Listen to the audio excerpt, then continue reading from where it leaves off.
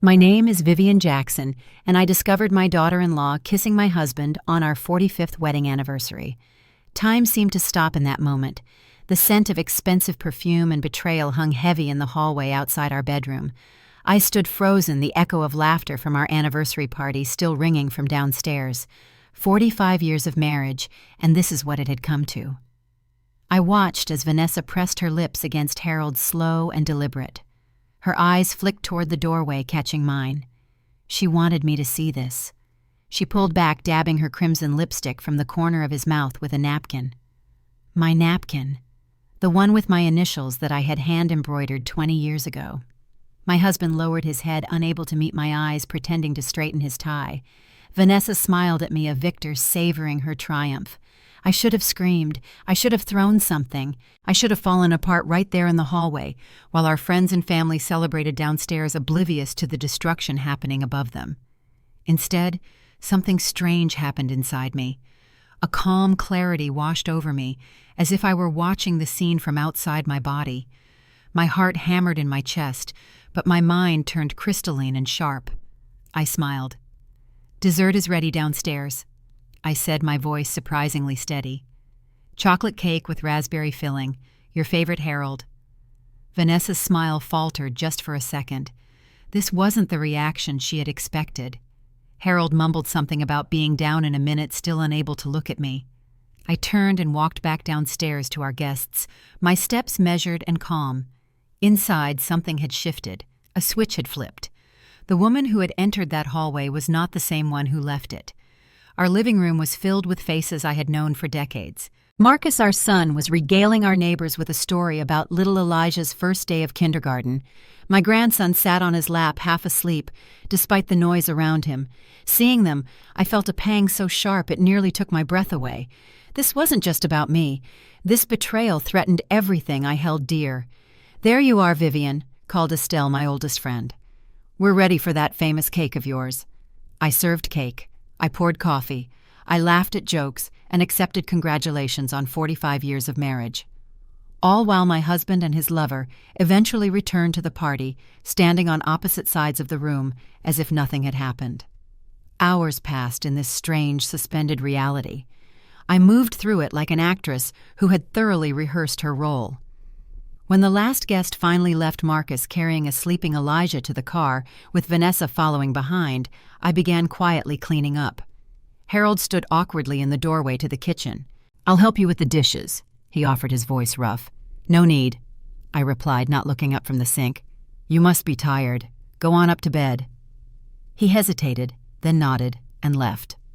I listened to his footsteps on the stairs, the familiar creak of the third step from the top, the soft closing of our bedroom door. Only then did I allow myself to stop.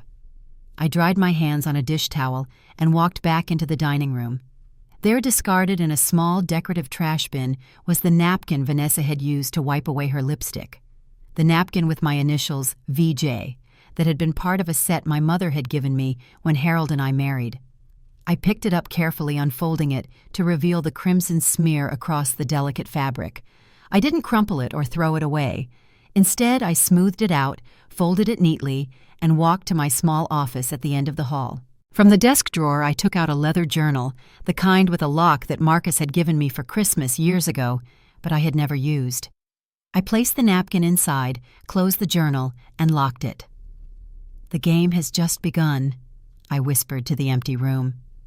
Outside, the Atlanta night was warm and heavy with the scent of the roses I had tended for decades. The prize-winning Jackson roses, famous throughout the neighborhood for their deep red blooms and surprising hardiness. As a child, my father had taught me that the most beautiful roses grew among the sharpest thorns, a lesson I was about to relearn. I slept in the guest room that night, telling Harold I didn't want to wake him when I came to bed. The truth was, I couldn't bear to lie beside him to smell Vanessa's perfume that surely lingered on his skin. I stared at the ceiling until dawn broke, not crying, not raging, but thinking, planning, remembering. The next morning, I rose early and made coffee as I had done every day for 45 years. Harold came down in his bathrobe, hesitant and wary. "Vivian, about last night." "Cream, no sugar," I said, sliding his coffee across the counter just the way he liked it. "There are blueberry muffins in the oven." He stared at me, confusion clouding his eyes. I had given him no opening, no chance to offer excuses or apologies. Perhaps he had prepared a speech overnight. Perhaps he had convinced himself it was a momentary weakness, a mistake never to be repeated. Or perhaps he had planned to tell me it was over, that he and Vanessa had fallen in love. Whatever his plan, my calm demeanor had derailed it. Harold Sullivan had spent 45 years knowing exactly how I would react in any situation. Predictable, steady Vivian. The woman who had given up her career as an educator to raise their son, who had stood by him as he built his real estate business, who had never caused a scene or made demands. This new Vivian, this woman who smiled and served coffee as if nothing had happened, was a stranger to him. "I have a meeting with the garden club this morning," I said, checking my watch. "The summer showcase is next week." Harold nodded slowly, taking his coffee with a murmured thanks. As I gathered my purse and keys, the phone rang. I answered it, expecting Estelle with last-minute garden club details. "Mrs. Jackson, this is Jasmine Lewis, Vanessa's younger sister. We'd never been close. She'd attended family gatherings but always seemed uncomfortable, like she didn't quite fit in Vanessa's carefully curated world." "Jasmine, good morning," I said, turning away from Harold's curious gaze. "Is everything all right?" There was a long pause. Then Jasmine's voice came again, lower this time. "I can't take it anymore, Mrs. Jackson.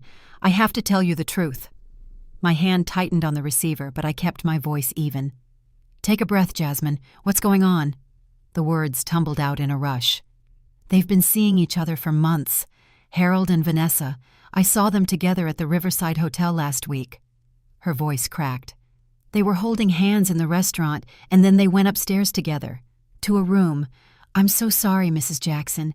I know I should have told you sooner, but Vanessa's my sister, and I don't know what I thought." The world seemed to freeze again just for a moment. Despite what I had seen with my own eyes the night before, hearing confirmation that this wasn't a one-time indiscretion, but a lengthy affair cut deep. "Are you certain, Jasmine? Could you be mistaken?" "I wish I was," she replied miserably. "But there's more. Vanessa's been talking about your house, about how perfect it would be once you were gone. She told me Harold promised they could live there together, that they'd redecorate everything." I closed my eyes, absorbing this new blow. Our home. The Jackson family home, built on land my grandfather had purchased in the 1920s, when few black families could buy property in this part of Atlanta. The home where I had raised my son, tended my garden, built a life. "Thank you for telling me, Jasmine," I said finally. "I appreciate your honesty." When I hung up, Harold was watching me, eyes narrowed. "Who was that, just garden club business?" I replied, picking up my purse. "I'll be back this afternoon." I didn't go to the garden club meeting. Instead, I drove to a small coffee shop across town, one Harold and I never frequented. I ordered a cup of tea and sat in a corner booth, opening a fresh notebook I'd purchased at the drugstore on my way. At the top of the first page, I wrote the date and Jasmine Lewis's call, followed by every detail she'd shared, times, dates, descriptions of what she'd seen. Then I began making a list of all the small things I'd noticed over the past months but had chosen to ignore. Harold working late more often, strange charges on credit card statements for restaurants we never visited, Vanessa dropping by unannounced when Harold was home, the amber perfume I'd detected on his collar twice in the past month, his sudden interest in changing our will and life insurance policies. As I wrote, a terrible clarity began to emerge. This wasn't just an affair.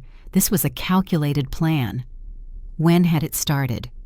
When Vanessa married Marcus 5 years ago, or had it begun later, evolving from some imagined slight or growing resentment? Marcus, my son, did he suspect anything?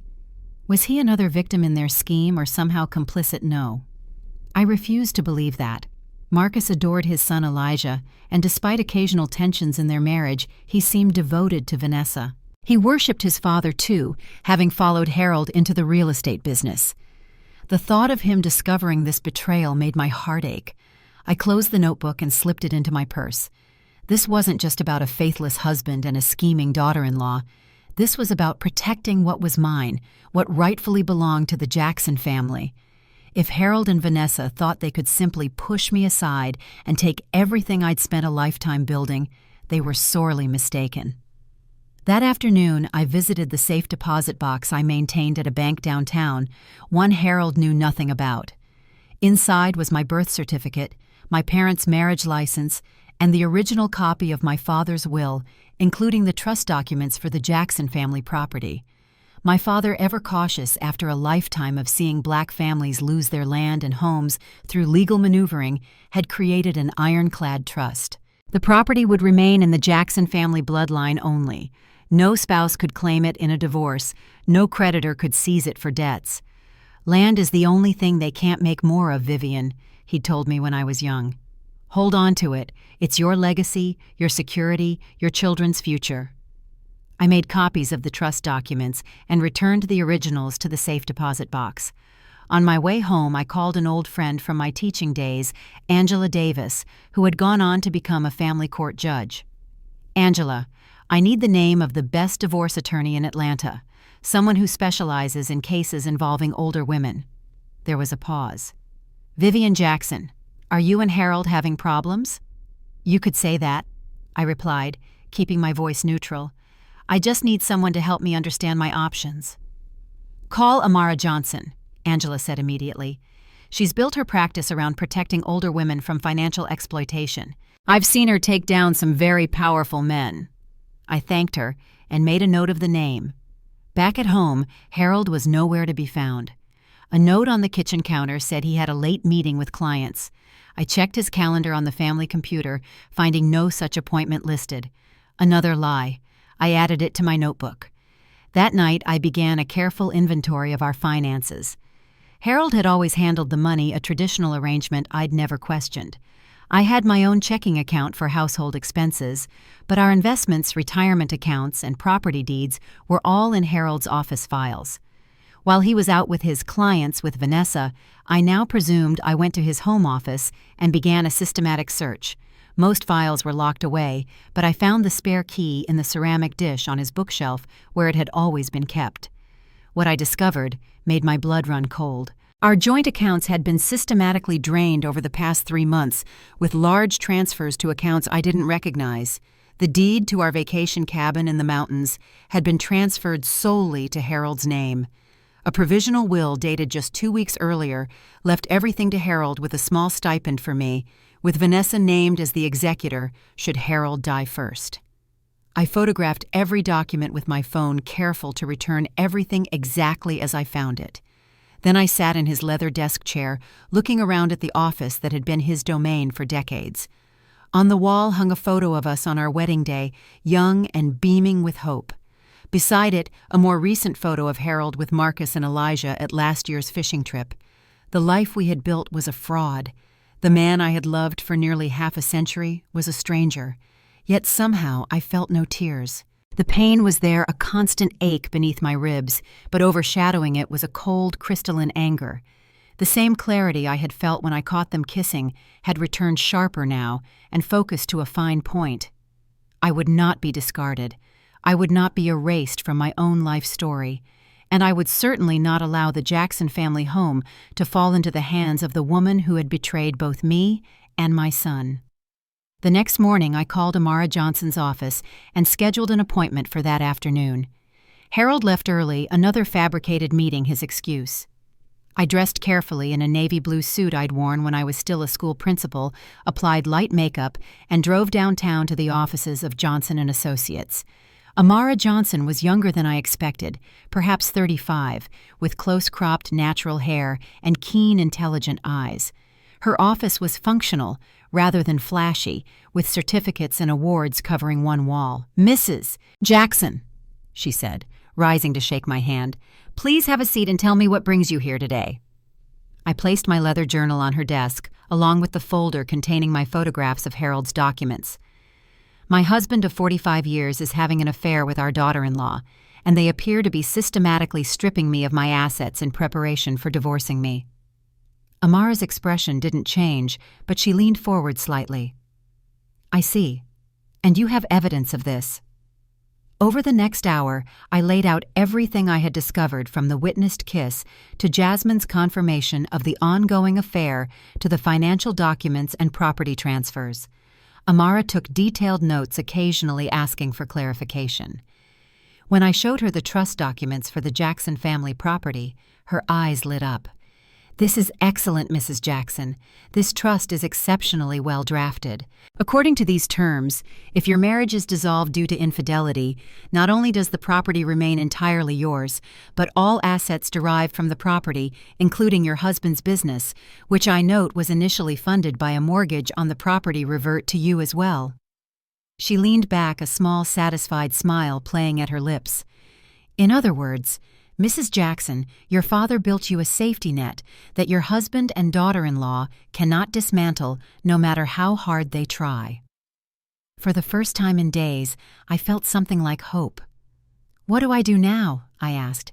"First, we continue gathering evidence. The eyewitness account from Ms. Lewis is good, but we'll need more. Financial records showing unusual patterns, any communication between your husband and daughter-in-law that suggests impropriety." Amara tapped her pen against her notepad. "Second, and this is important, you maintain the status quo at home. Do not confront your husband yet. Do not let on that you know anything." "I've been doing that since I caught them kissing," I said. Amara nodded approvingly. "Good. That gives us time to move smaller investments into your sole name to prevent further draining of assets. I'll also file papers to freeze the trust assets, temporarily, citing concerns of fraud." She studied me for a moment. "Mrs. Jackson, this won't be easy. There will be moments when you want to confront them to demand answers. But the element of surprise is our greatest weapon right now. Can you continue to play the role of the unsuspecting wife a little longer?" I thought of the cold clarity that had settled over me, the focused anger that had replaced my initial shock. "I've been an educator for 30 years, Ms. Johnson. I know how to maintain discipline in difficult situations." She smiled fully this time. "Then I believe we're going to work very well together, Mrs. Jackson."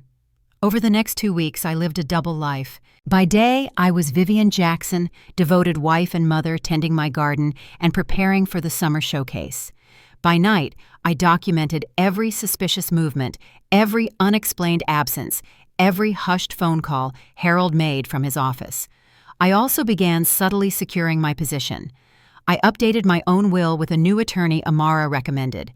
I transferred my personal jewelry and family heirlooms to a new safe deposit box. I made copies of family photographs and important documents, storing them with my friend Estelle for the Historical Society project I claimed to be working on. Through it all, I maintained my composure. I served Harold his coffee each morning, asked about his day each evening, and slept in the guest room, claiming a persistent backache required a firmer mattress. Vanessa increased her visits, always with some flimsy pretext involving Elijah or neighborhood gossip. I welcomed her with the same warmth I'd always shown, even as I noted the calculating look in her eyes, the way she surveyed the house as if already planning renovations. "These curtains must be 20 years old, Mom," she said during one visit, running her fingers along my living room drapes. She always called me Mom, a familiarity that now felt like sandpaper on my skin. "Have you thought about updating to something more modern?" "These were hand-selected by my mother," I replied mildly. "Some things improve with age, rather than needing replacement." Her smile faltered, sensing perhaps the double meaning in my words, but she recovered quickly. "I suppose, but change can be refreshing too. Speaking of which, have you and Dad considered downsizing? This house is so much work for you now." "The Jackson family has lived in this house for 3 generations," I said, pouring her more tea. "I expect we'll be here for many more." 2 could play at this game of hidden meanings. One morning, Vanessa texted me an unusual occurrence, as she typically called or simply dropped by. "Mom, I'd love to take you to lunch today. Just us girls. I'll bring a nice bottle of wine." I stared at the message, immediately suspicious. Vanessa had never suggested lunch before, and certainly had never offered to bring wine. What was she planning? I replied with enthusiasm I didn't feel. "That sounds lovely, dear. Noon at my house, I'll make a salad to go with our wine." As I prepared for this unexpected lunch date, I recalled Amara's advice from our most recent meeting. "They're getting impatient," she had said. The financial moves we've made to protect your assets haven't gone unnoticed. They'll make a more direct move soon. What kind of move? Based on the patterns I've seen in similar cases, they'll try to establish a narrative that you're becoming forgetful or emotionally unstable, that you need help managing your affairs. I thought of the trust documents, the protection my father had built in. They can't touch the property. Not directly, but if they can convince a court you're no longer competent to manage your own affairs, Harold could be appointed your guardian, and then he would control everything, at least temporarily. The implications had chilled me. How do I prevent that? Documentation. Record conversations if Georgia law permits, which it does with one-party consent. Keep a detailed journal.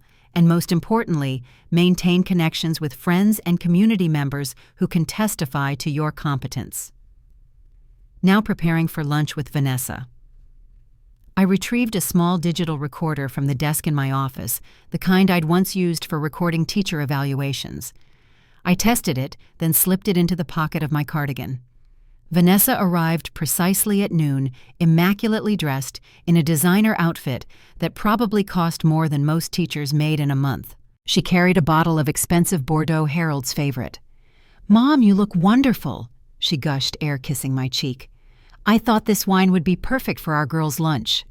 "How thoughtful," I replied, taking the bottle. "Harold always enjoys a good Bordeaux." A flash of something crossed her face at the mention of Harold's name, but she recovered quickly. "I know Dad has excellent taste." I led her to the dining room, where I'd set the table with my everyday china, rather than the good set. A simple salad, fresh bread, and sliced fruit awaited us. Vanessa poured the wine while chattering about Elijah's preschool and the neighborhood association's latest drama. I let her talk, responding at appropriate intervals, while the recorder in my pocket captured every word. "Mom," she said finally after her second glass of wine, "I've been wanting to talk to you about something important." "Here it comes," I thought, taking a small sip of my own wine, which I'd barely touched. "I'm worried about you," she continued, her voice dropping to a concerned murmur. "Marcus and I both are, and Dad too, of course." "Oh, why is that, dear?" "Well, you seem so tired lately, and this big house is so much work. And then there was that incident at the grocery store last month." I kept my face neutral, though inside I was seething. There had been no incident at any grocery store. This was a complete fabrication. "I'm not sure what incident you're referring to," I said mildly. Vanessa waved her hand dismissively. "The cashier said you got confused about which card to use, and then you couldn't remember your PIN. It happens to everyone sometimes, but Dad said it's not the first time." Another lie. Harold and I rarely shopped together, and I knew my PIN by heart, the same one I'd used for 15 years. "How strange," I murmured. "My memory must be playing tricks on me." Vanessa nodded eagerly. "Exactly. That's what we're concerned about. Marcus and I were talking, and we think it might be time to consider some changes." "What kind of changes?" She leaned forward, her voice honey-sweet. "There's a lovely retirement community, Magnolia Gardens, just 20 minutes from our house. Beautiful apartments, excellent care, and you'd be so close to Elijah. He'd love having his grandmother nearby." I took another small sip of wine, letting the silence stretch uncomfortably before responding. "And what would happen to this house?" "Dad says it's becoming too much to maintain," she replied smoothly. "The market is excellent right now. You could sell used some for Magnolia Gardens and have plenty left for enjoying your retirement." The pieces clicked into place. This wasn't just about Harold and Vanessa's affair. This was about my home, the valuable Jackson property that had appreciated enormously as Atlanta had grown around it. Property that, according to my father's trust, Harold couldn't touch without my consent, unless I was declared incompetent. "I appreciate your concern, Vanessa," I said, keeping my voice warm. "It's something to consider, certainly." Relief washed over her face. She thought I was acquiescing, or at least not fighting back. "I'm so glad you're open to it, Mom. Dad will be relieved, too. He worries about you so much." I smiled and raised my glass. "To those who think they've already won." Confusion flickered in her eyes. "I don't understand." "Just a little toast my father used to make," I said lightly. "He always said overconfidence was the first step toward defeat." Vanessa's smile faltered, then returned brittle now. Well, this isn't about winning or losing. It's about what's best for the family. Indeed it is, I agreed. Family is everything. When Vanessa left an hour later, I waited until her car disappeared down the driveway before retrieving the recorder from my pocket. I played back the conversation, satisfaction flowing through me as I heard her fabricated concerns, her pushing for the retirement home, her casual mention of selling my house. I emailed the recording to Amara with a brief message. Lunch with Vanessa today. Listen to what she's suggesting. Amara's reply came within the hour. Excellent work, Mrs. Jackson. This recording is gold. We now have evidence they're attempting to establish a false narrative about your competence. Keep gathering evidence like this, and they'll have no case whatsoever. That night, I added another entry to my journal, detailed and precise. I was no longer just documenting betrayal. I was building a case piece by careful piece. The following week, Amara called with news. We have a court date, Mrs. Jackson. The Sullivan divorce proceedings are set to begin next month. My heart stuttered. Divorce proceedings? I haven't filed for divorce. No, Amara said, her voice grim. Harold has. On grounds of irreconcilable differences. His attorney, James Bennett, contacted me this morning to arrange a meeting to discuss asset division. Despite everything I knew, everything I'd seen with my own eyes, this still felt like a physical blow. After 45 years, Harold was officially discarding me. I see, I managed. What happens now? Now we play along, Amara said. We'll meet with Bennett, review their proposed settlement, and appear to consider it. Meanwhile, our counterfiling with evidence of adultery and financial exploitation is ready to go. We'll file it the minute they think they've won. Will I have to see Harold and Vanessa at this meeting? Harold will be there with Bennett. Vanessa has no legal standing to attend, though I wouldn't put it past them to try to bring her. Amara paused. Are you ready for this, Mrs. Jackson? It's going to get ugly. I thought of my father's words about roses and thorns, about how the most beautiful blooms often came from plants with the sharpest defenses. I've been ready since the moment I saw them together, Ms. Johnson. Let's proceed. The meeting was scheduled for the following Tuesday at Bennett's downtown office. Harold moved into the guest room without explanation, and we barely spoke in the intervening days. I continued my routines, tending my garden, preparing for the showcase, keeping my detailed journal of every suspicious action. The morning of the meeting, I dressed with careful consideration, a modest but elegant navy blue dress, pearl earrings that had been my mother's low-heeled pumps. Professional, dignified, but not flashy or attention-seeking. The image of a respectable school principal, not a scorned, emotional wife. Amara met me in the lobby of Bennett's building, her briefcase in hand. Remember, no matter what they say or how provocative it might be, maintain your composure. They want you to appear emotional and unstable. I understand, I said, smoothing my skirt. I've faced down angry parents and rebellious teenagers for 3 decades. James Bennett doesn't frighten me. Bennett's office occupied half of the 32nd floor, all glass and chrome, with stunning views of the Atlanta skyline. His receptionist, a young woman with a carefully blank expression, led us to a conference room where Harold and Bennett already waited. Harold looked older somehow, the lines around his mouth deeper, his eyes avoiding mine as we entered. Bennett rose to greet us, the picture of Southern courtesy, though his smile never reached his eyes. Mrs. Jackson, Ms. Johnson, thank you for coming. Please have a seat. Amara and I sat across from them, the polished conference table between us like a moat. Bennett opened a thick folder and slid several documents toward us. We've prepared what we believe is a very generous settlement offer, he began. Mr. Sullivan is committed to ensuring you're well taken care of, Mrs. Jackson, despite the unfortunate circumstances. I didn't touch the papers. Amara picked them up, scanning them with a neutral expression. As you'll see, Bennett continued, Mr. Sullivan proposes you retain the vacation cabin in the mountains, along with a monthly support payment sufficient to maintain your standard of living. Mr. Sullivan would retain the family home in Atlanta and the business assets. I felt a cold fury rise within me, but kept my face composed. The family home was not his to retain. It had never been his. The business had been built with Jackson family money secured against the property my grandfather had purchased nearly a century ago. Amara continued reading occasionally, making notes. Finally, she looked up. "This proposal is certainly thorough, Mr. Bennett. We'll need time to review it in detail, of course." Bennett nodded magnanimously. "Of course. Take all the time you need. Though I should mention Mr. Sullivan is eager to resolve this matter quickly and amicably."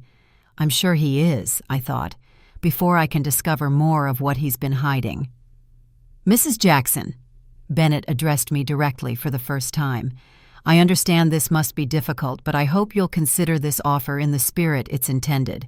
Mr. Sullivan wants to ensure your comfort while allowing you both to move forward with your lives."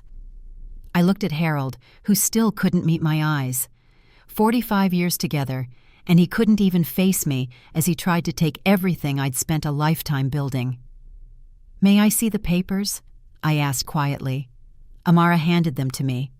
I read through slowly, careful to show no reaction as I took in the breathtaking audacity of what Harold and Bennett proposed. According to this settlement, I would receive the mountain cabin, the smallest of our properties, a monthly stipend barely sufficient to maintain it, and a small percentage of Harold's retirement accounts.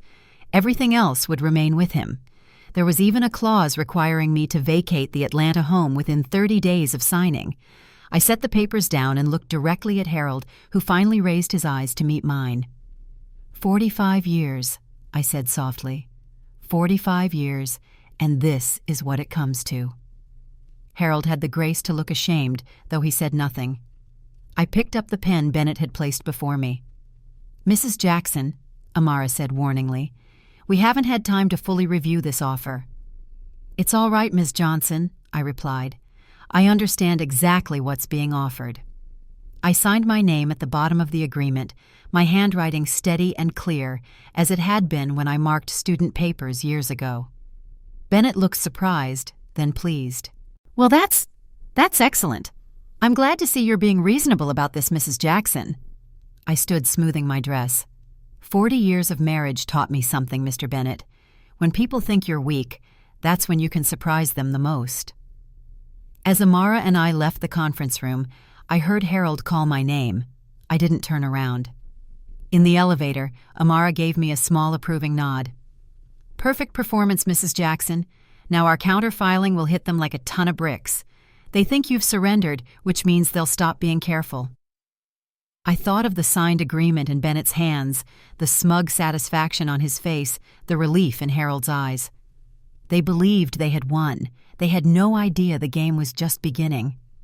As Amara and I rode down in the elevator from Bennett's office, a strange lightness filled my chest. For weeks I had been walking a tightrope balancing between the appearance of ignorance and the reality of my growing knowledge. Now, with my signature on those divorce papers, a new phase had begun. "What happens next?" I asked as we reached the lobby. Amara checked her watch. "Right now, Bennett is probably calling Harold, congratulating him on how smoothly that went.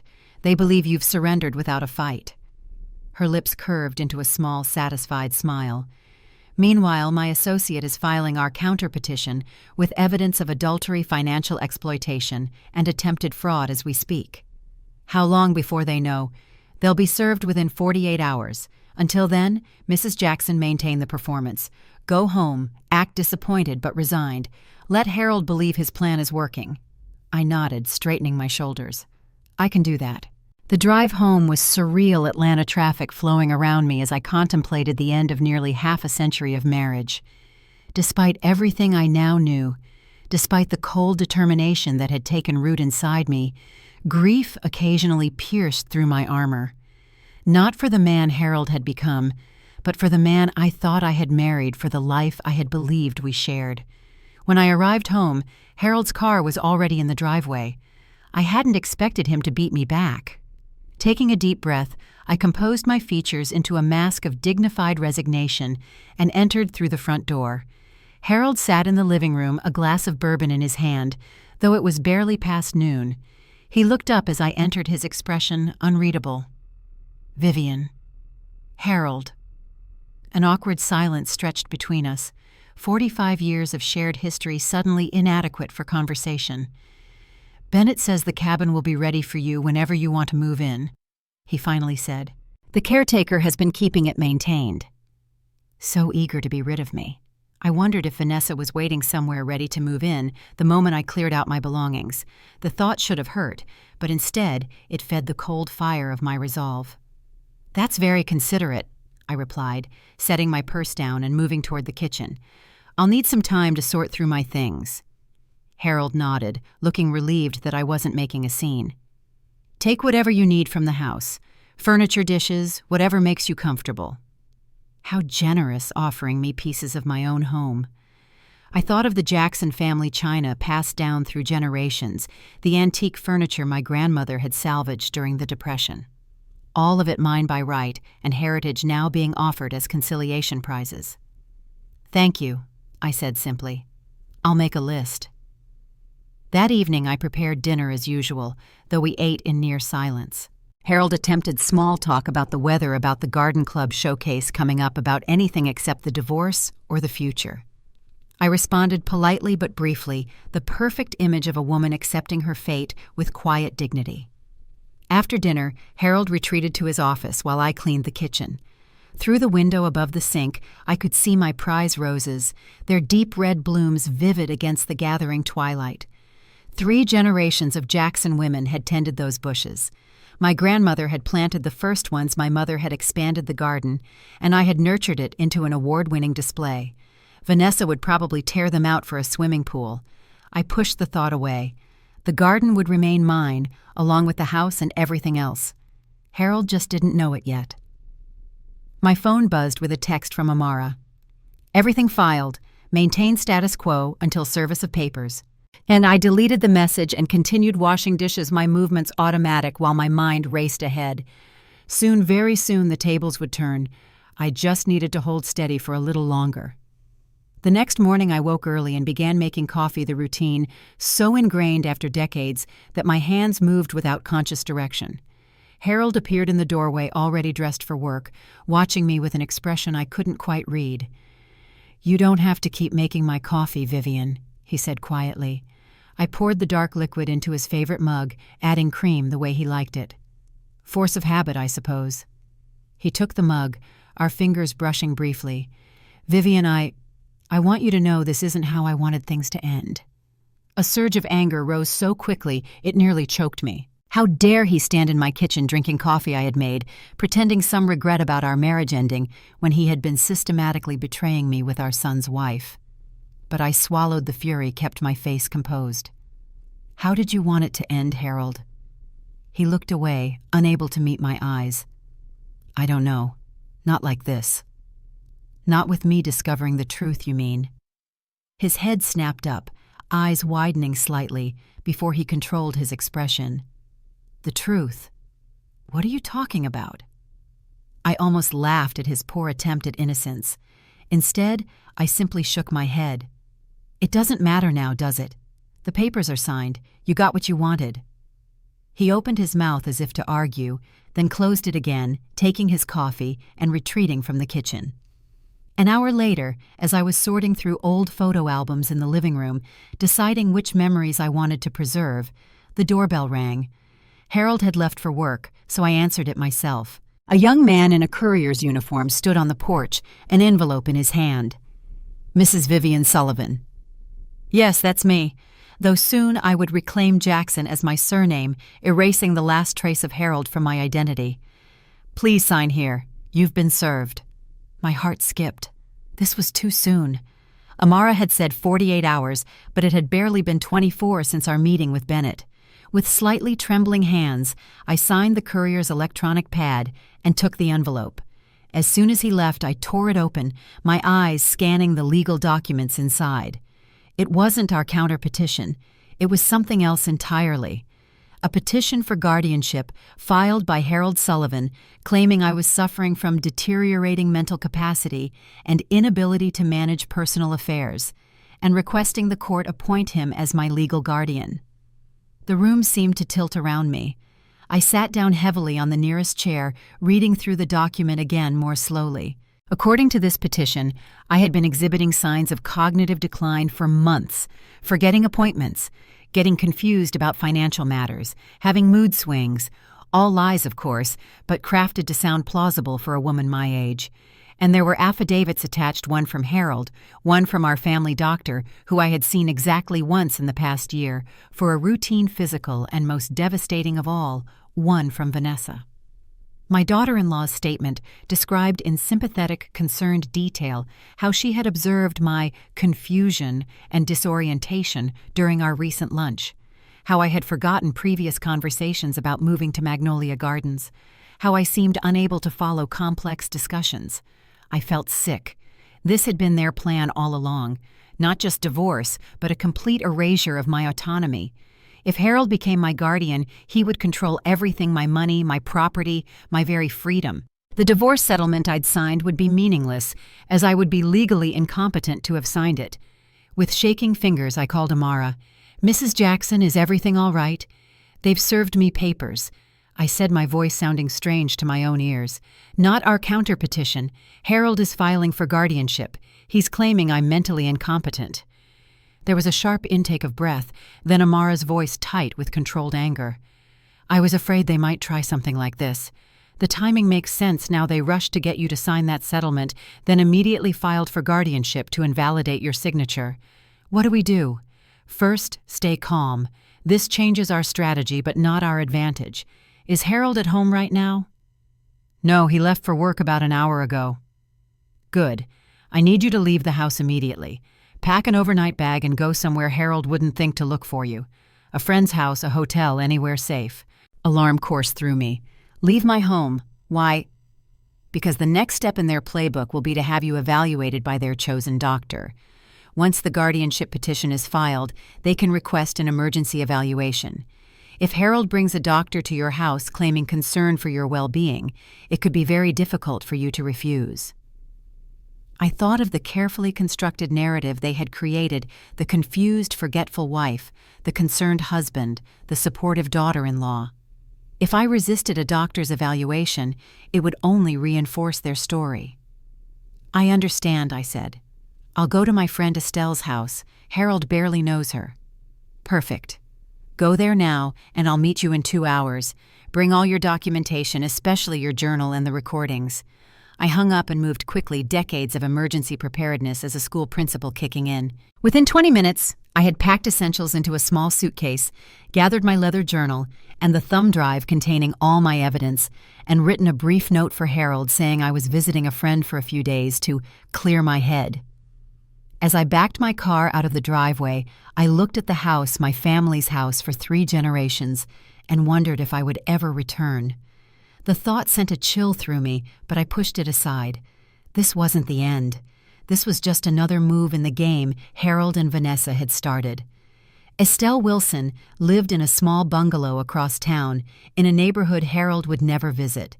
We'd taught together for 20 years, before both retiring, and she was one of the few people I trusted completely. When I arrived unannounced on her doorstep, suitcase in hand, she took one look at my face and pulled me inside. "Vivian Jackson, what in heaven's name is going on?" I sat at her kitchen table, accepted the sweet tea she pressed into my hands, and told her everything: the affair, the financial manipulation, the divorce, and now the guardianship petition.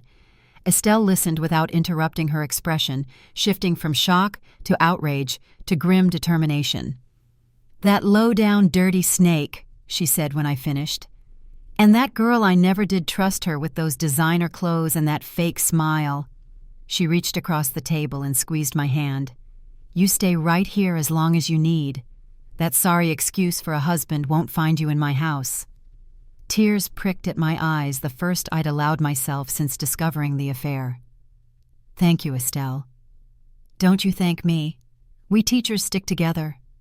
She stood and began pulling containers from her refrigerator.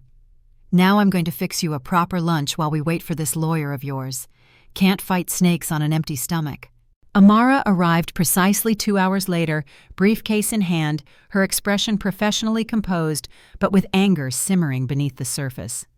She joined us at Estelle's kitchen table, accepting a glass of tea with a grateful nod. "Mrs. Jackson, I've reviewed the guardianship petition. It's aggressive but not unexpected. They're moving faster than I anticipated, which tells me they're concerned about what you might know or what actions you might take. Can they really do this?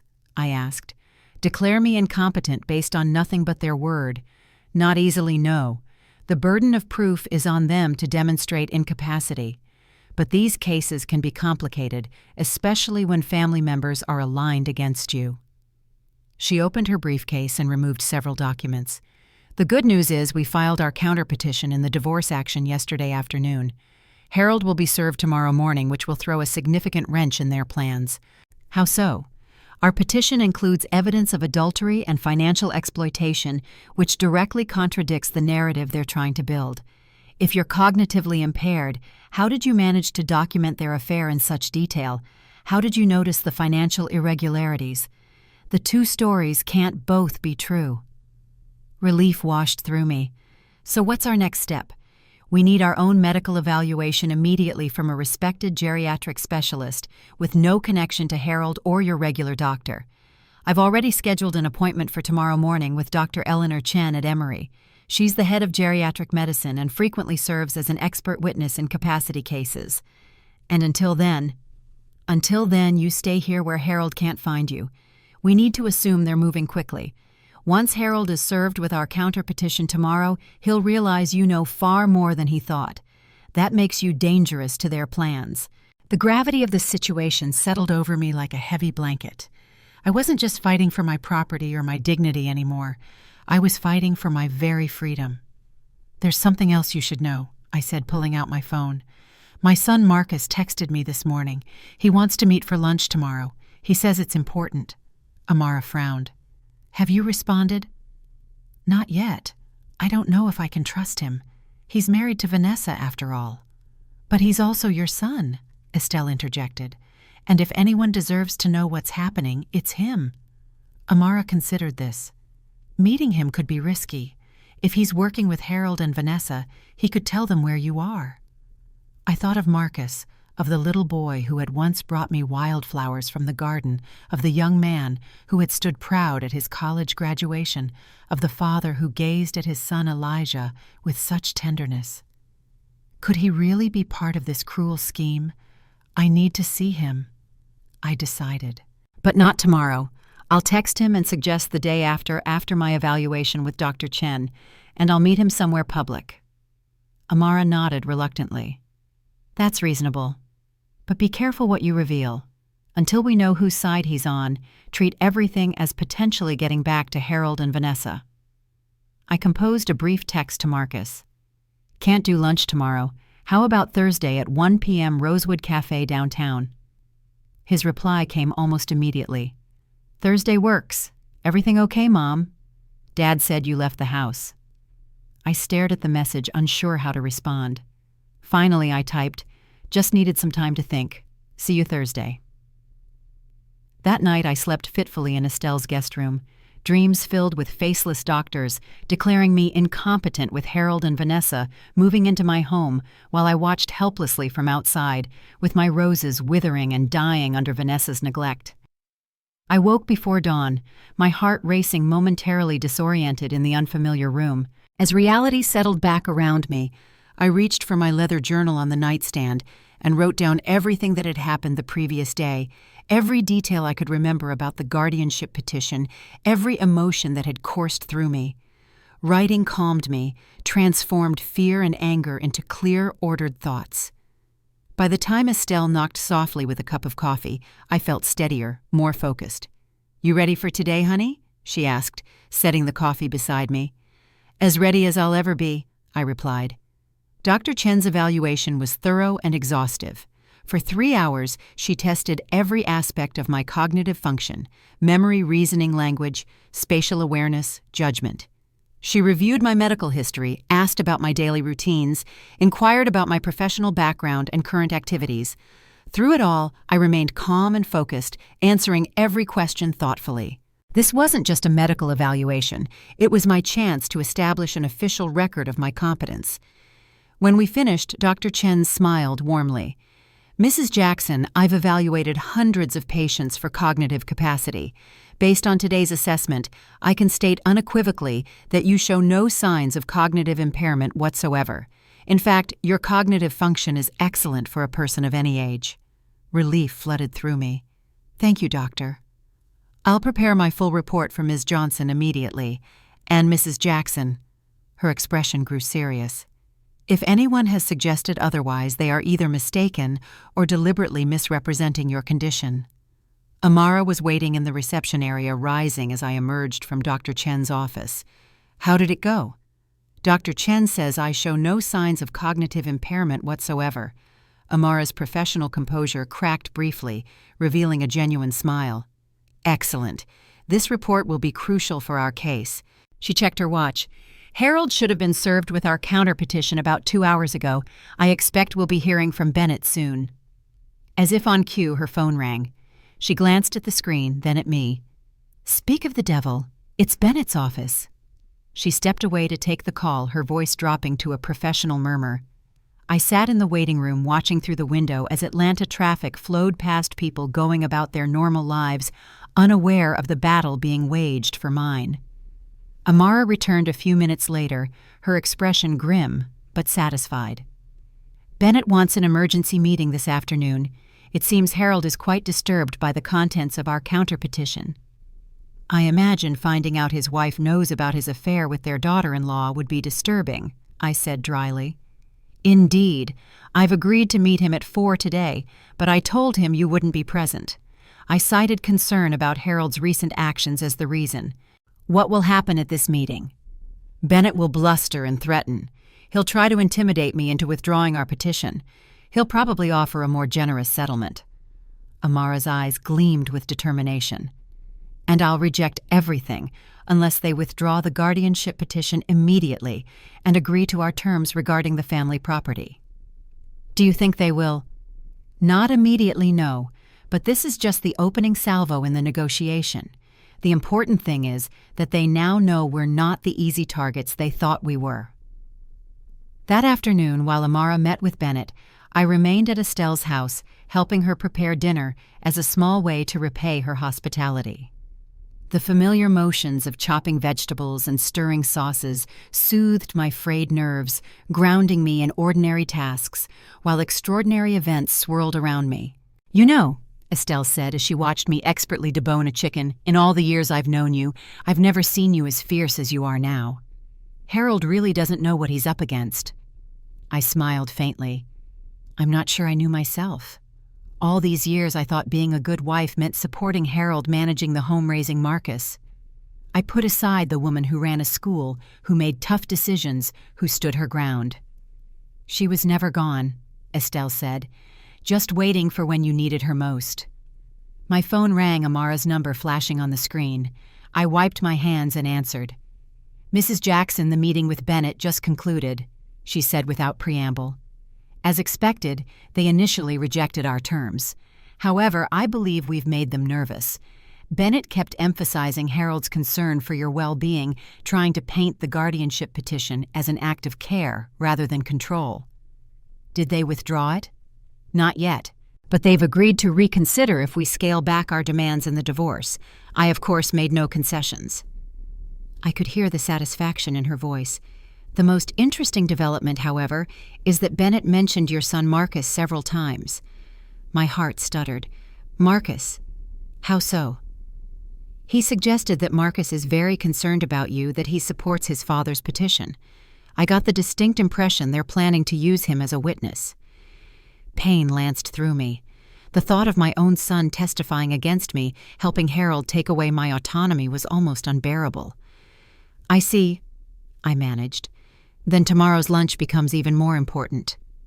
Indeed, you need to find out where he stands.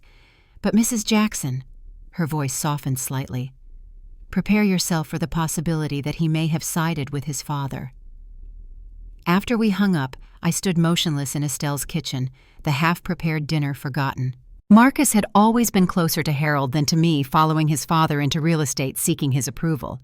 But to participate in this scheme to help declare his own mother incompetent, I couldn't believe it. Bad news, Estelle asked gently. Bennett implied that Marcus is supporting Harold's guardianship petition. I said, my voice hollow. Estelle made a dismissive noise. That doesn't sound like the Marcus I know. That boy adores you. He adores his father too, and he's married to Vanessa. All the more reason to talk to him tomorrow. Give him a chance to explain before you assume the worst. That night, sleep eluded me entirely. I lay awake in Estelle's guest room staring at the ceiling, replaying every interaction with Marcus over the past months, searching for signs I might have missed. Had he seemed more distant? Had there been strange comments, odd behaviors? Nothing specific came to mind, but then I had been blind to Harold's betrayal as well. Morning brought no clarity, only the grim determination to face whatever came next. I dressed carefully for my lunch with Marcus, choosing a tailored pantsuit and low heels professional rather than maternal. If he was indeed supporting Harold's petition, I wanted him to see not just his mother, but Vivian Jackson, former principal, a woman of competence and dignity. The Rosewood Cafe was busy when I arrived, the lunch crowd a mix of business people and tourists. I selected a table near the center of the room, visible from all angles. If this conversation went poorly, I wanted witnesses. Marcus arrived 5 minutes late, looking harried and tired. He spotted me immediately, weaving through the tables with long strides. As he drew closer, I studied his face, searching for clues to his allegiance, but saw only strain and what might have been concern. "Mom," he said, leaning down to kiss my cheek before taking the seat opposite me. "I've been worried about you." "Dad said you just left without explanation." "I left a note," I replied, keeping my voice neutral. "I needed some time to think."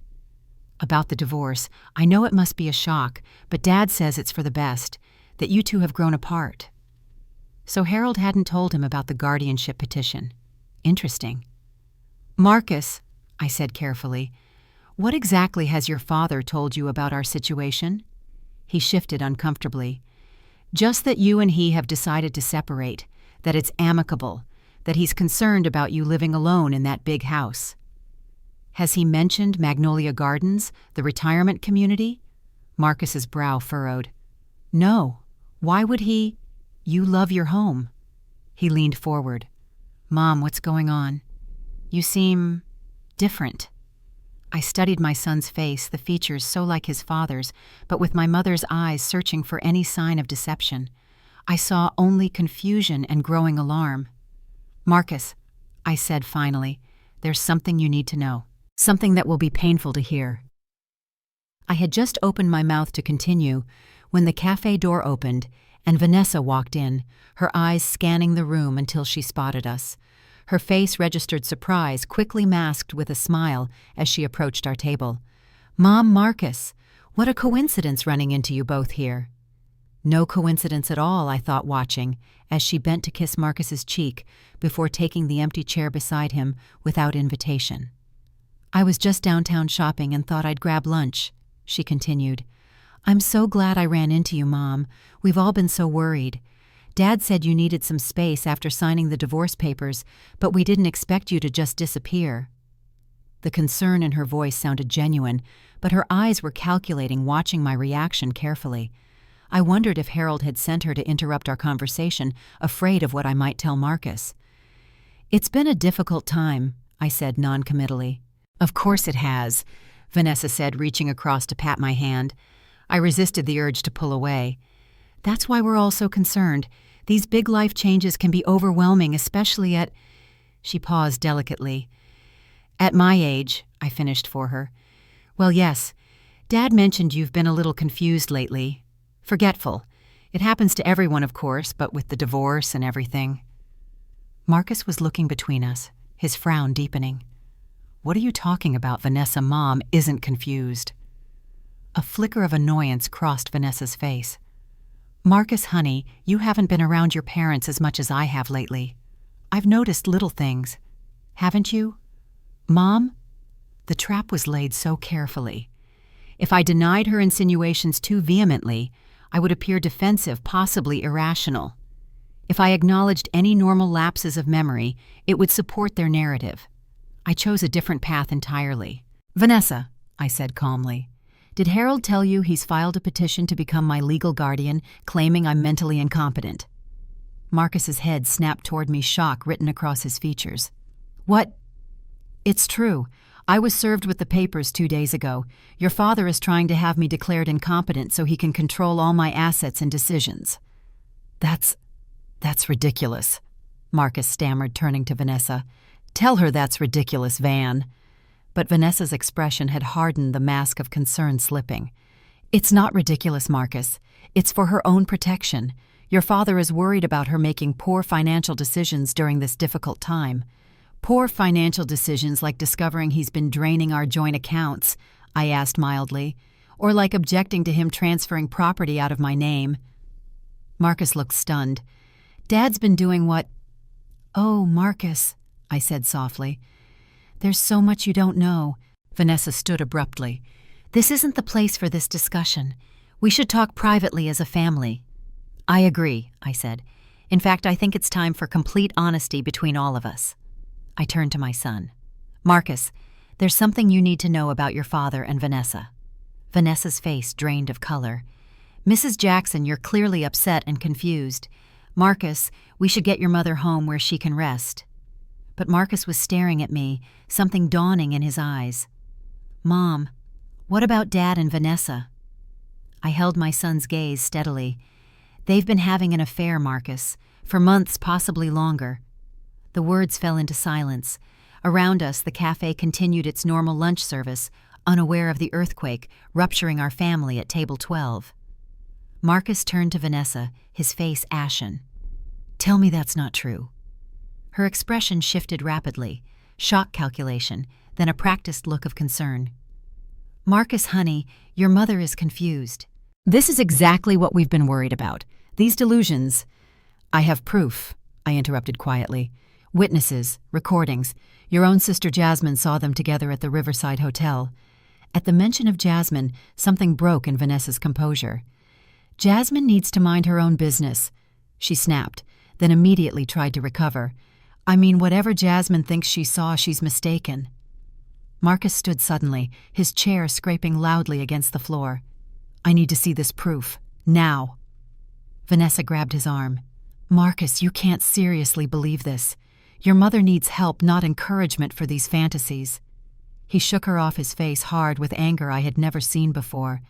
My mother has never lied to me in my life. I can't say the same for you right now. He turned to me. Mom, where are you staying? I want to talk privately. I hesitated, conscious of Vanessa listening intently, despite her pretense of hurt outrage. I'll text you the address, I said finally. Come at 7 tonight, alone. As Marcus strode from the cafe without another word to either of us, Vanessa's careful mask dissolved completely. She leaned across the table, her voice low and venomous. You've made a serious mistake, Vivian. Harold and I were prepared to be generous to ensure you were comfortable. Now you'll get nothing. I met her gaze calmly. You never understood our family, Vanessa. You thought marrying Marcus was your path to wealth and status. Then you decided Harold was an even better target. But you overlooked something crucial.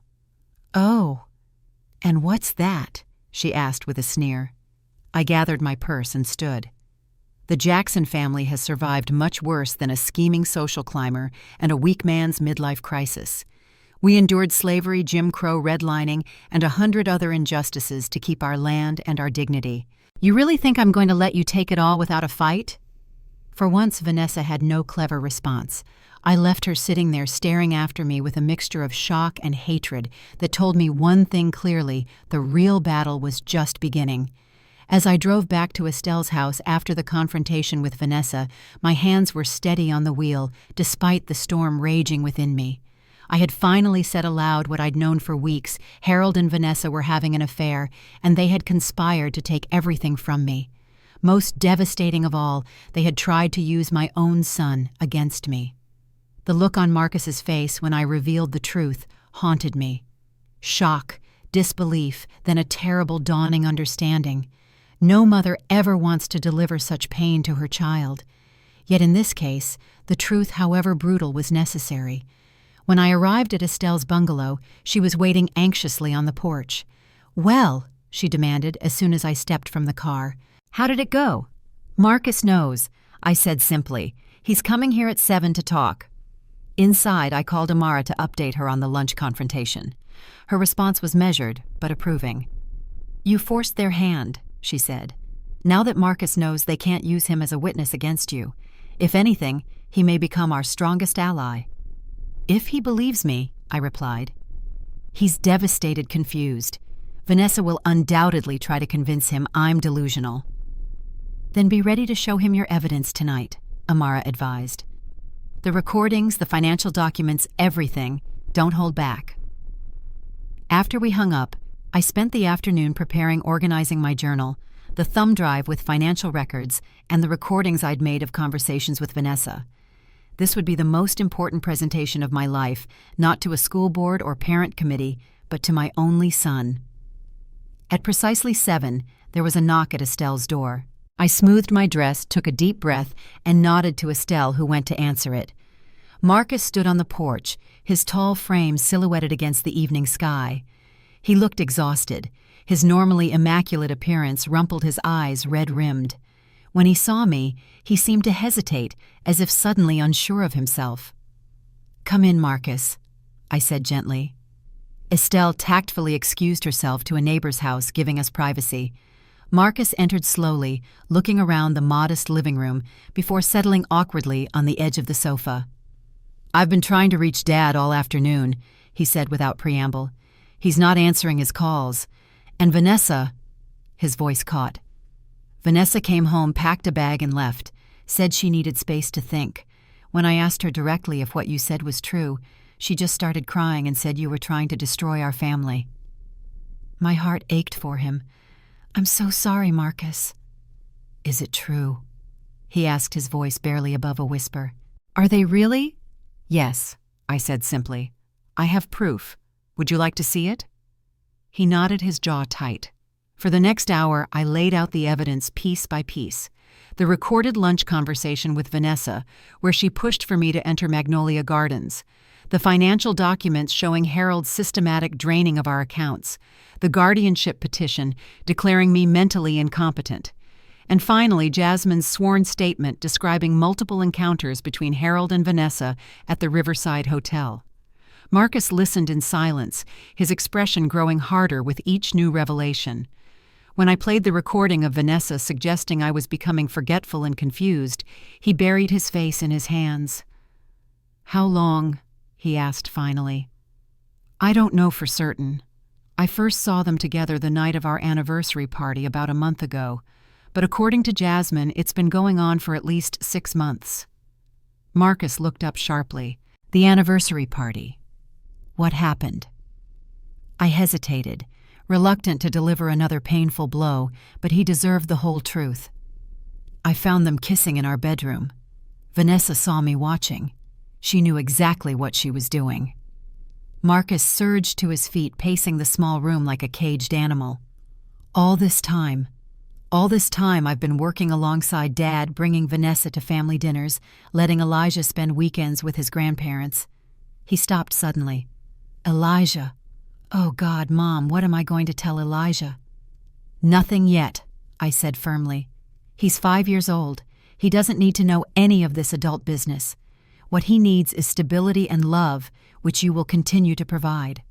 "How?" Marcus demanded. "How do I provide stability when my marriage is a sham and my father is—" He couldn't finish the sentence. "One day at a time," I said. "That's how I've been managing since I found out. One decision, one action, one breath at a time." Marcus sank back onto the sofa, suddenly looking very young and lost. "I don't know what to do, Mom." I moved to sit beside him, taking his hand in mine. "You don't have to decide everything tonight, but there are some things I need to know. Did you have any idea about the guardianship petition? Were you planning to testify that I was incompetent?" Horror crossed his face. "What? No, Dad never mentioned anything about guardianship. He told me the divorce was amicable, that you were both ready to move on. He said he was concerned about you living alone, but that was all." He gripped my hand tightly. "Mom, I would never ever say you were incompetent. You're the most capable person I know." Relief washed through me. Whatever else had happened, I hadn't lost my son. "Thank you for believing me," I said softly. "I should have seen it," he muttered. "The signs were all there. Vanessa volunteering to drop by and check on you. Dad's sudden interest in your health. The whispered phone calls, the unexplained absences. He looked up, his eyes tortured. I'm so sorry, Mom. I should have protected you. This isn't your fault, Marcus. They deceived all of us. We talked late into the night, filling in the gaps in each other's knowledge. Marcus revealed that Harold had been making odd decisions at the real estate company, selling properties below market value to quick buyers taking on unusual debt. Now those actions made sense. Harold had been liquidating assets, preparing for his new life with Vanessa. What happens now? Marcus asked as midnight approached. Tomorrow morning, Amara will file our response to the guardianship petition, including Dr. Chen's evaluation, proving I'm fully competent. We'll also request an emergency hearing about the financial exploitation. I want to testify, Marcus said firmly, as a witness for you. I studied my son's face, seeing in it the determination that had always reminded me of my father. Are you sure it would mean publicly standing against your father? He stopped being my father the moment he betrayed you and tried to steal your home. Marcus said, his voice hard. The Jackson property belongs to you. It's our family legacy. I felt a surge of pride so strong it nearly overwhelmed me. Despite everything, I had raised a son who understood what truly mattered, not money or status, but family honor and truth. When Marcus left shortly after midnight, we embraced tightly. I'll come by tomorrow afternoon, he promised. And Mom, I'm moving out of the house. I can't stay there knowing what they've done. Where will you go? What about Elijah? We'll stay with my friend David temporarily. I've already arranged for Elijah to visit his other grandmother tomorrow so I can pack our things. I watched him drive away, this grown man who had once been my baby, now facing the collapse of his marriage and his relationship with his father. Yet even in crisis, he was thinking clearly, planning carefully. He was, I realized with a mixture of sadness and pride, very much my son. The next morning brought a flurry of activity. Amara called early with news. We've filed our response to the guardianship petition with Dr. Chen's evaluation attached. We've also requested an emergency hearing regarding the financial exploitation and fraudulent document concerns. How soon will the hearing be? That's the good news. Judge Watkins has agreed to see us this afternoon at 2. She's familiar with elder exploitation cases and takes them very seriously. My pulse quickened. That's remarkably fast. It is. I think our evidence is compelling enough that the court wants to address it immediately. And Mrs. Jackson, your son called my office this morning. He's provided a sworn statement about his father's financial activities at the company and confirmed he had no knowledge of the guardianship petition. Relief flooded through me. Marcus had wasted no time in taking action. There's one more thing, Amara continued, her voice taking on an edge of satisfaction. I received a call from James Bennett. It seems Harold is suddenly very interested in negotiation. What kind of negotiation? He's offering to withdraw the guardianship petition in exchange for a more equitable division of assets in the divorce. I laughed softly without humor. In other words, now that he knows I'm not as helpless as he thought, he's willing to settle for merely taking half of what's mine instead of everything. Precisely. I told him we'd consider his offer after today's hearing. I spent the morning with Estelle, trying to stay calm by helping her with household chores. The normality of folding laundry and washing dishes was soothing, a counterpoint to the legal drama unfolding around me. What will you wear to court? Estelle asked, as we hung sheets on the line in her small backyard. I hadn't even considered it. I don't know. Something dignified, I suppose. Estelle shook her head firmly. No, honey. Something powerful. You're not going as a victim or a supplicant. You're going as Vivian Jackson, claiming what's rightfully yours. She disappeared into her bedroom and returned with a garment bag. I've been saving this for a special occasion, but I think you need it more than I do. Inside was a stunning sapphire blue dress suit, the kind that commands attention without being flashy. Estelle, I couldn't possibly. You can and you will, she insisted. You need armor today, and there's nothing more powerful than a black woman in blue. At 1:30, dressed in Estelle's suit, with my hair freshly arranged, I met Amara outside the courthouse. She looked me over with approval. Perfect. You look exactly like what you are, a dignified, competent woman who has been wronged. The courtroom was smaller than I expected, wood-paneled and formal. Marcus was already seated in the front row, and he stood as I entered, his face tight with concern. I squeezed his hand in reassurance before taking my place beside Amara at the plaintiff's table. A few minutes later, the door opened again, and Harold entered with James Bennett. I hadn't seen Harold in days, and the change shocked me. He looked haggard, his normally immaculate appearance disheveled, his eyes darting nervously around the room. When he saw Marcus sitting behind me, he visibly flinched. "All rise," called the bailiff, as Judge Watkins entered, a stern-looking woman in her 60s with close-cropped silver hair. "Be seated," she said briskly, opening the file before her. "We're here for an emergency hearing regarding Jackson v. Sullivan petition for injunctive relief against financial exploitation and fraudulent guardianship claims." She peered over her reading glasses at each table. "I've reviewed the filings from both sides. This is a most disturbing case." Bennett rose smoothly. "Your Honor, my client is deeply concerned about his wife's well-being. Any financial actions he's taken have been solely to protect their joint assets during a difficult transition." Judge Watkins fixed him with a penetrating stare. "Mr. Bennett, I've reviewed the medical evaluation from Dr. Eleanor Chen, one of the most respected geriatric specialists in the Southeast. She finds Mrs. Jackson not only competent, but exceptionally sharp. Yet your client filed a guardianship petition claiming severe cognitive impairment based on, she consulted the papers, observations from himself and Mrs. Jackson's daughter-in-law, neither of whom has medical training." She set the papers down. "I find that curious, don't you?" Bennett shifted uncomfortably. "Your Honor, my client was acting on genuine concern." "Save it," Judge Watkins interrupted. "I've been on this bench for 20 years, Mr. Bennett. I know elder exploitation when I see it." She turned to Amara. "Ms. Johnson, present your evidence regarding the financial matters." For the next hour, Amara methodically presented our case: the systematic draining of joint accounts, the transfer of property deeds, the fraudulent signature authorizations. She played the recording of my lunch with Vanessa, where the push for Magnolia Gardens was clearly evident.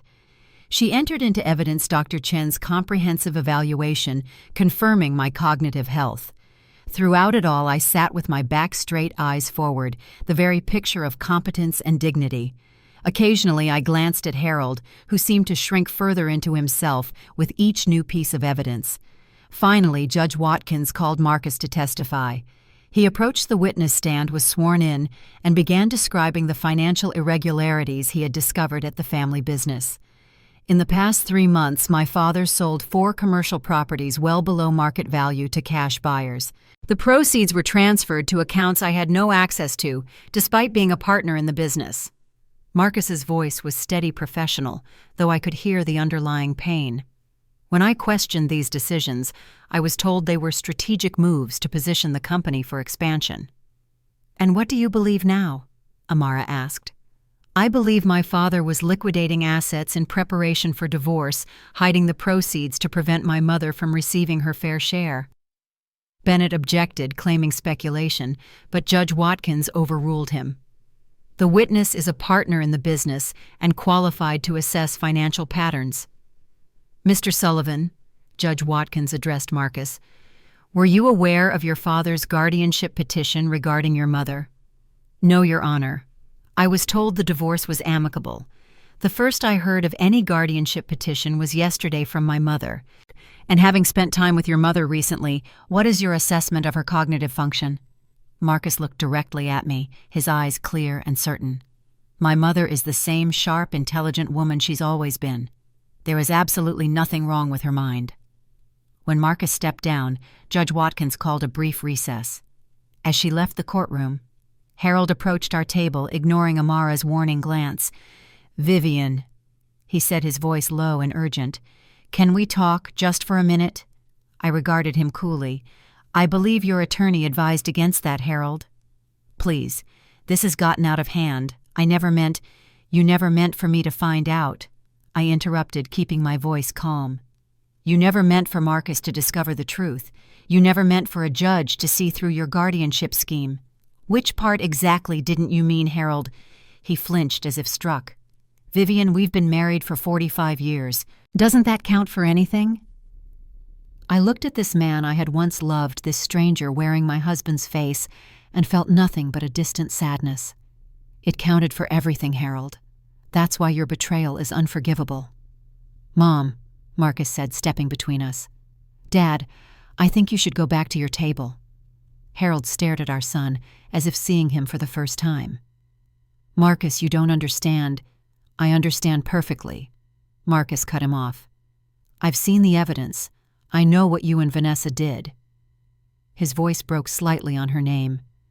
What I don't understand is how you could do this to Mom, to our family. Harold seemed to deflate all pretense of dignity, abandoned. It wasn't supposed to happen this way. He muttered more to himself than to us. Return to your seat, Mr. Sullivan, Amara said firmly. The judge is returning. When Judge Watkins resumed the bench, her expression was grave. Having reviewed the evidence presented today, I find clear and compelling reason to believe that financial exploitation has occurred. I am therefore granting the requested injunction, freezing all assets held jointly by Vivian and Harold Sullivan or transferred from joint ownership within the past 6 months. She turned her stern gaze to Harold. Furthermore, I am dismissing the guardianship petition as without merit and potentially filed in bad faith. Mr. Sullivan, I strongly suggest you instruct your attorney to negotiate a fair settlement in the divorce proceedings, or you may find yourself facing criminal charges for financial exploitation of an elder. Bennett immediately stood. Your Honor, we are prepared to withdraw the guardianship petition immediately and enter good faith negotiations regarding the divorce settlement. I should hope so, Judge Watkins replied dryly. Ms. Johnson, your client's petition for injunctive relief is granted. The court will appoint a forensic accountant to trace all funds removed from joint accounts. Mr. Sullivan will bear the cost of this investigation. She struck her gavel once. Court is adjourned. The rush of emotions I felt was overwhelming relief, vindication, but also a profound sadness for what had been lost. My marriage was truly over-destroyed, not by drifting apart or mutual unhappiness, but by calculated betrayal. Outside the courtroom, Marcus put his arm around my shoulders. You did it, Mom. We did it, I corrected him. I couldn't have faced this without you. Amara joined us, satisfaction evident in her usually composed features. This is just the beginning, Mrs. Jackson. The forensic accounting will likely uncover more evidence of financial misconduct, and with the guardianship petition dismissed, we're in an excellent position to reclaim everything that's rightfully yours. What about my father's business? Marcus asked. I'm still a partner. Given the evidence of mismanagement and potential fraud, you have grounds to request a receivership, Amara explained. That would protect the business assets while the legal issues are resolved. Marcus nodded thoughtfully. I need to do that immediately, for Elijah's sake, if nothing else.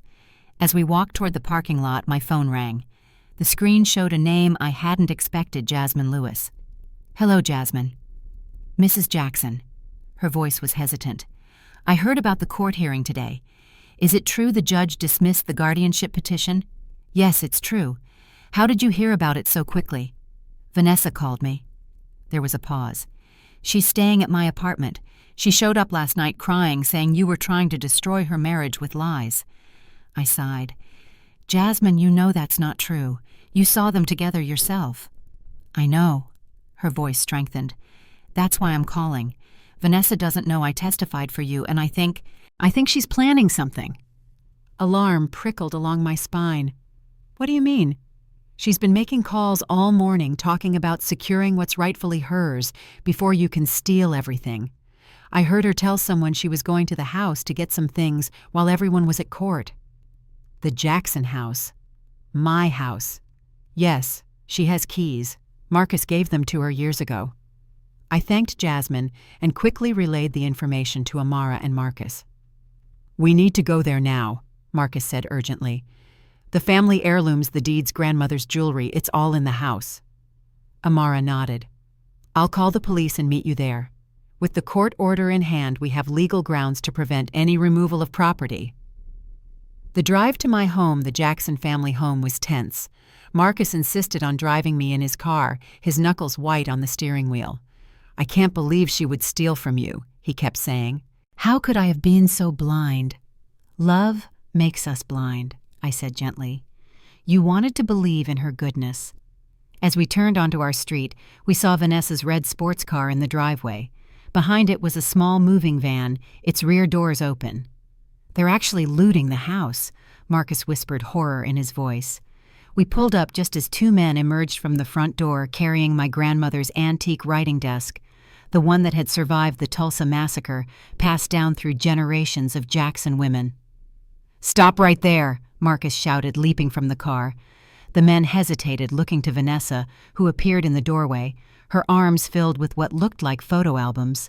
She froze when she saw us. "Marcus, what are you doing here?" "I could ask you the same thing," he replied coldly. "This is my mother's home. You have no right to remove anything." Vanessa's expression hardened. "This is Harold's house, too. He asked me to collect some personal items while he deals with the legal nonsense." I stepped forward, my voice steady. "That's not true, Vanessa. This house belongs to the Jackson Family Trust. It was never Harold's to give or take." "You're confused again, Mom," Vanessa said, her voice dripping with false concern. "This property is part of the marital assets. Harold's lawyer confirmed it." "No, it is not," said Amara, walking up the driveway, a police officer beside her. "As Mrs. Jackson's attorney, I can confirm that this property belongs solely to the Jackson Family Trust, which specifically excludes spouses. Furthermore, I have a court order preventing removal of any property pending the financial investigation." The officer stepped forward. "Ma'am, I'll need to see some identification, and I'll need those men to return that furniture to the house immediately." Vanessa's face contorted with rage. "This is ridiculous. You can't just change the rules because you don't like the outcome, Vivian." "I'm not changing anything," I replied calmly. "The trust was established by my father 50 years ago. Its terms have always been clear." As the movers reluctantly carried my grandmother's desk back inside, Vanessa turned to Marcus, her voice suddenly plaintive. "Marcus, honey, you can't let them do this. Think about Elijah. Think about our future." Marcus stared at her, as if seeing a stranger. "Our future? You've been sleeping with my father, Vanessa. You plotted to have my mother declared incompetent. What kind of future did you imagine we would have after that?" "It wasn't like that," she protested. "Harold pursued me. He was lonely. He said you and Vivian never appreciated either of us. We found comfort in each other." I watched my son's face, seeing the last vestiges of love for this woman drain away, replaced by cold clarity. "I want you out of my house by tomorrow," he said quietly. "Leave your keys. Anything you need for Elijah, coordinate through my lawyer." "You can't take my son from me," Vanessa hissed. "I would never keep Elijah from his mother." Marcus replied, his voice steady. "But I will protect him from your lies and manipulation. We'll arrange proper custody through the courts." While this confrontation unfolded, I walked past them into my home. Inside, evidence of Vanessa's hasty pillaging was everywhere, drawers left open, cabinets emptied, picture frames removed from walls. I moved through the rooms, cataloging what appeared to be missing feeling, violated yet strangely detached. In my bedroom, the antique jewelry box that had belonged to my mother stood open and empty. The pearls she had worn on her wedding day, the garnet brooch from my grandmother, the simple gold locket with pictures of my parents all gone. "The jewelry is missing," I told the officer who had followed me inside. He nodded grimly. "We'll need a complete inventory of what was taken," and I'd advised changing the locks immediately. By evening, the police had documented the theft, the movers had been questioned and released, and Vanessa had been escorted from the property, screeching threats of lawsuits all the way to her car. A locksmith had changed every lock in the house, and Marcus and I sat exhausted in the kitchen, cups of tea growing cold before us. "I'll stay here tonight," Marcus said. "I don't want you alone in case they try to come back." I reached across the table and squeezed his hand. "Thank you, son." "I'm so sorry, Mom, for all of this. It's not your fault. I brought her into our family. I gave her access to our home, our lives. You loved her," I said simply. "Love requires trust. She and your father betrayed that trust, not you." Marcus's phone had been buzzing periodically throughout the evening. Now he glanced at it and grimaced. "Dad again. 15 missed calls." "You should talk to him eventually," I said. "Not tonight, but sometime. He's still your father." Marcus shook his head. "I don't know if I can ever forgive him for this." "Forgiveness isn't something you do for the other person," I said quietly. "It's what you do for yourself to release the burden of hatred. It doesn't mean you forget or that you allow them back into your life." "How can you be so calm about all this, so philosophical?" Marcus asked, genuine wonder in his voice. I considered the question. "I suppose because I've already done my grieving. From the moment I saw them together at the anniversary party, I began mourning our marriage, the life I thought we had. What I feel now isn't the sharp pain of fresh betrayal, but the quieter ache of acceptance." Later that night, alone in my bedroom with new locks securing my home, I opened my leather journal for the first time in days.